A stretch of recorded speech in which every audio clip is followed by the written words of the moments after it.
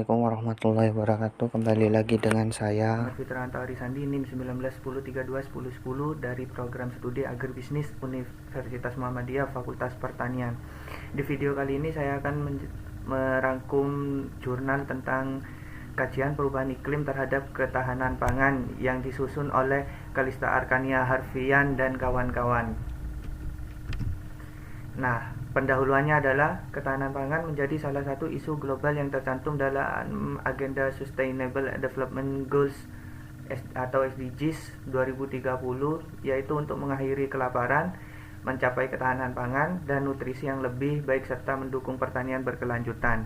Menurut Badan Ketahanan Pangan pada tahun 2018, ketahanan pangan merupakan kondisi terpenuhinya pangan bagi negara sampai dengan perseorangan tercermin dari tersedianya pangan yang cukup, baik jumlah maupun mutunya, aman, beragam, bergizi, merata, dan terjangkau untuk dapat hidup sehat, aktif, dan produktif secara berkelanjutan.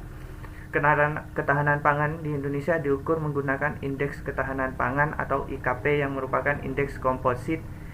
Indeks ini menilai situasi ketahanan pangan dari 3 aspek, yaitu ketersediaan, keterjangkauan, dan pemanfaatan pangan.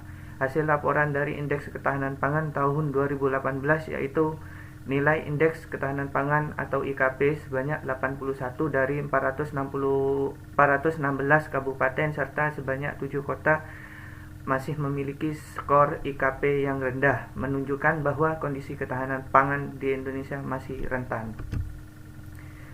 Perubahan iklim berpengaruh terhadap berbagai sektor. Salah satu sektor yang berisiko tinggi sebagai dampak dari perubahan iklim adalah sektor pertanian. Di Indonesia, pertanian memegang peranan penting yang dibuktikan dengan banyaknya penduduk bekerja pada sektor pertanian, menurut Mubyarto 1989. Menurut Nurdin 2011, sektor pertanian sangat rentan terhadap perubahan iklim karena dapat mempengaruhi pola tanam, waktu tanam, produksi, dan kualitas hasil.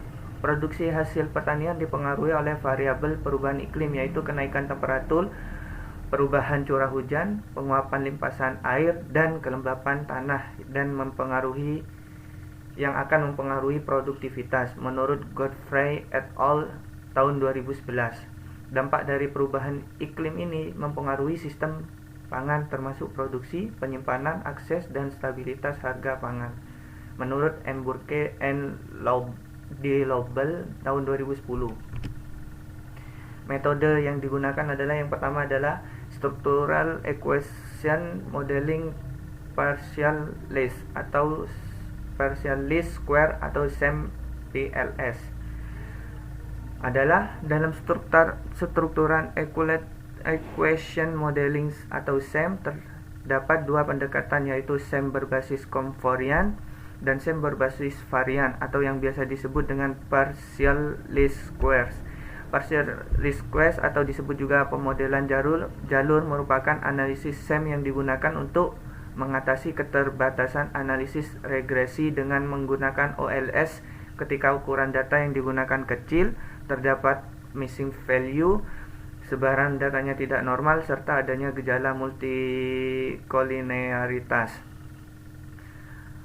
Partial least square atau PLS juga dapat digunakan untuk melihat pengaruh terhadap variabel dependent dengan melibatkan banyak variabel independen.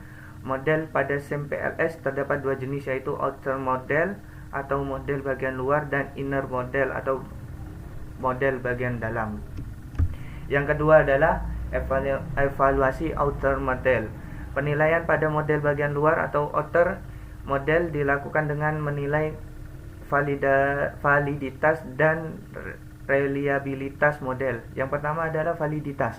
Konvergen. Validitas diskrimin menunjukkan perbedaan antara konstruk yang satu dengan yang lainnya. Pengujian validitas diskriminan ini dilakukan dengan melihat nilai dari cross-loading antar konstruk. Hasil yang diharapkan adalah apabila nilai cross-loading lebih besar saat mengukur konstruknya dibandingkan dengan ketika mengukur konstruk lain.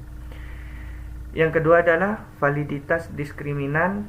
Validitas konvergen menunjukkan bahwa variabel laten diwakili oleh beberapa indikator dan indikator tersebut menjadi dasar bagi variabel laten. Keterwakilan tersebut dapat diukur dengan menggunakan nilai rata-rata varian yang diekstraksi atau disebut average variance extent. Nilai AV lebih dari 0,5 dapat dikatakan bahwa model tersebut sudah memenuhi validitas konvergen menurut Kain MS ed. tahun 2013. Yang ketiga adalah two-stage HCM analysis, digunakan untuk menyelesaikan permasalahan yang muncul karena repeated indicator approach dengan menggunakan nilai latent variable.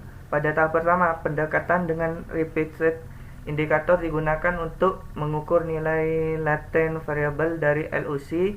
Pada tahap kedua, nilai LOC digunakan sebagai manifest variable pada pengukuran model HOC. Sekian video kali ini, kurang lebihnya mohon maaf. Billahi fisabilil haq, fastabiqul khairat. Assalamualaikum warahmatullahi wabarakatuh.